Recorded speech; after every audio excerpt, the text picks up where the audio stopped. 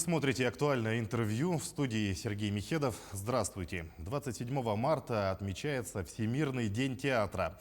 Как правило, к своему профессиональному празднику театры готовят новые постановки, организуют театральные фестивали и другие интересные мероприятия. И, конечно же, любой спектакль невозможно представить без музыки. Гость нашей студии, заведующий музыкальной частью Государственного академического русского драматического театра имени Пушкина Сергей Ацегейда. Сергей, здравствуйте. Здравствуйте. Ну и первый вопрос. Насколько важным является музыкальное оформление для любого спектакля? Вообще, сложно себе представить театр без музыки, там, кино или что-то еще. Поскольку это, в принципе, неотъемлемая часть нашей жизни, то я так думаю, что любой зритель, придя на спектакль, придя в театр, он в первую очередь ждет, что это будет хорошее музыкальное сопровождение. Поэтому я считаю, что вообще без достойного, качественного музыкального сопровождения ни одна постановка, как театральная, так и кинопостановка, не обходится. Мне кажется, это залог успеха. Правильно подобранная музыка, где-то специально написанная музыка, да, такие спектакли у нас тоже есть в репертуаре, их достаточно много.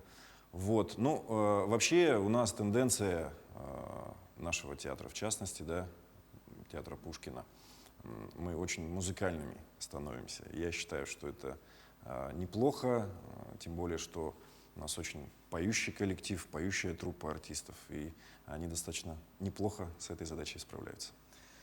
Ну, если говорить о музыке, какая роль отводится ей в спектакле? Непосредственно музыка — это такая вещь атмосферная, да, вот будучи даже когда я еще учился всему этому, да, у нас был предмет, это вот и теория музыки, да, и мы когда прослушивали композиции, то всегда выстраивался такой ассоциативный ряд, да, то есть что ты видишь, слушая то или иное произведение, классических авторов, да, естественно. Есть там и у Мусорского, да, картины с выставки и так далее. В общем, очень много в искусстве объединяется именно музыкальными произведениями. То есть это такая одна из основ восприятия зрителям, в принципе, вообще вот всем, кто приходит, да, если у людей сложилась ассоциация, да, это дополнительное выразительное средство. То есть если человек, придя, увидел потрясающую игру артистов, там, да, ему понравились декорации, но где-то как-то по музыке недобор, то впечатление может несколько испортиться. Поэтому я считаю, что роль музыки в искусстве, в театре, в частности, она очень высока.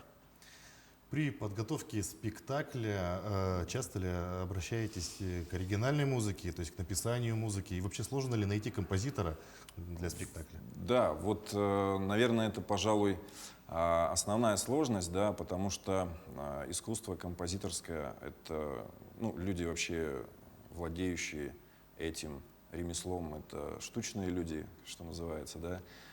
Не каждый способен, это все-таки какой-то дар свыше, да, для того, чтобы написать музыкальное произведение. Не только его исполнить, сыграть, там, снять на гитаре или как-то еще, но для того, чтобы его написать в полной мере, это огромные ресурсы, да, человеческие нужны. Талант, безусловно, без него никак.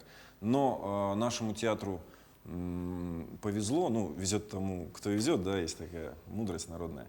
Вот, мы очень часто так получалось, что сотрудничали с очень хорошими и композиторами, да, вот, например, Виктор Климин, да, ныне ушедший не так давно во время пандемии, и он много музыки написал для наших спектаклей, да, и в том числе вот в предстоящей постановке человека уже с нами нет, но его музыка будет звучать в предстоящем спектакле, поэтому так что вот это вот искусство, оно, мне кажется, не имеет никаких границ, музыкальное, да, музыкально-театральное, и очень всеобъемлющее такое, на мой взгляд.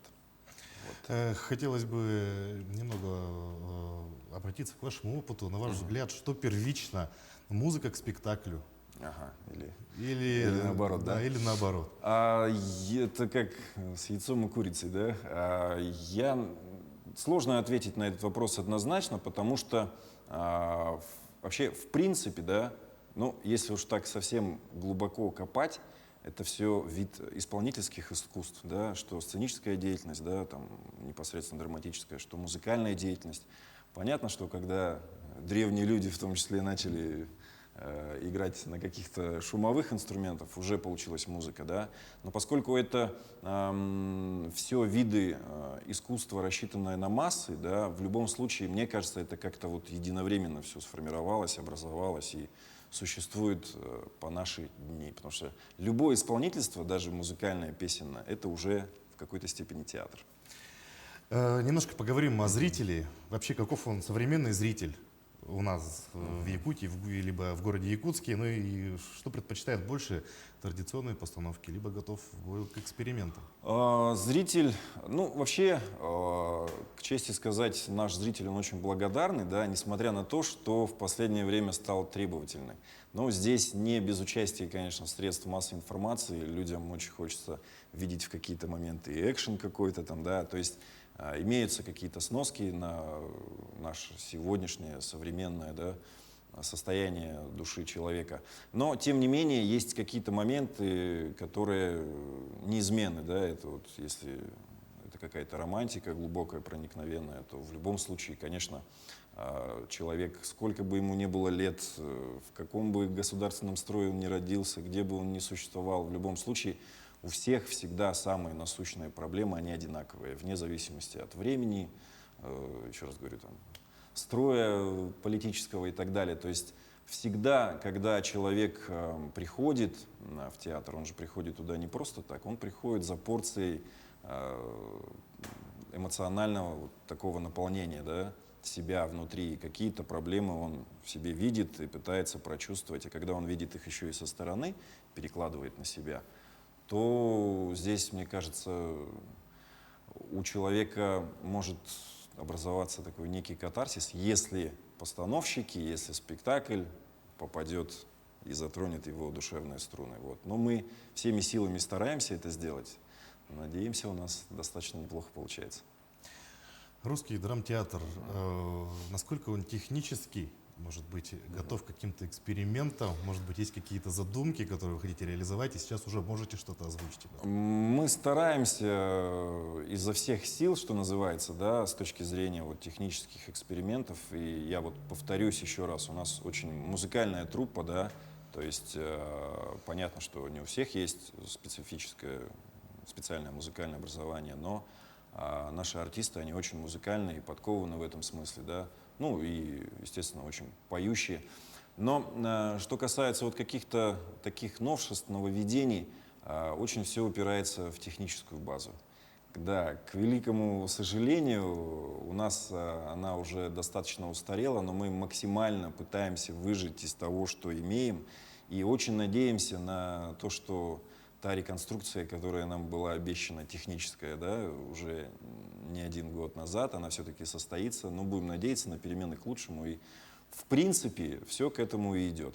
Но с точки зрения вот, каких-то моментов инновационных, мы, используя то, что у нас есть, да, какие-то там дополнительные вещи приобретая, стараемся максимум выжить из этого всего и идти на какие-то смелые порой эксперименты, но до сегодняшнего дня, слава богу, удачные.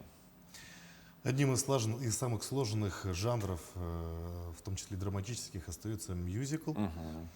Есть ли какие-то мюзиклы уже поставленные? Ну и вообще в этом направлении ожидаются ли какие-то движения вперед? Да, ну, как таковой мюзикл — это такое несколько более обширное понятие. У нас есть в репертуаре, уже в текущем репертуаре, музыкально-драматический спектакль, да, он примерно очень похож на форму мюзикла, но тем не менее жанр несколько иной.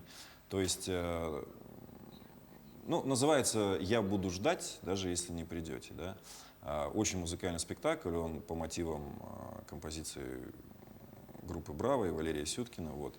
Так что я приглашаю всех, дорогие друзья, придите, посмотрите. Спектакль очень динамичный, там много танцев, много песен, и все исполняется, естественно, вживую. Поэтому в нашем спектакле... Вообще у нас, в принципе, много музыкальных спектаклей, да, то есть это «Очи черные», это там «Барышня-крестьянка», да, они все репертуарные, все идущие. И даже если там нет обилия песен, то с точки зрения музыкальной наполняемости, да, каждый спектакль, он фактически очень насыщен этим всем. Ну, те, кто к нам ходят, те, кто бывает у нас, они знают это прекрасно.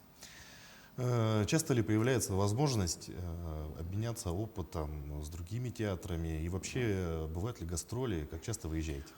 Гастроли бывают, да, в последнее время не очень часто, ну, в связи с тем, что всем, да, известно, у нас пандемия, как бы, вот, я не знаю, там, намечается еще волна, не намечается. Надеюсь, что этого не произойдет, но, слава богу, ограничения чуть-чуть послабляются. Это очень, очень хорошо, потому что зритель хочет идти, места не хватает, но он хочет.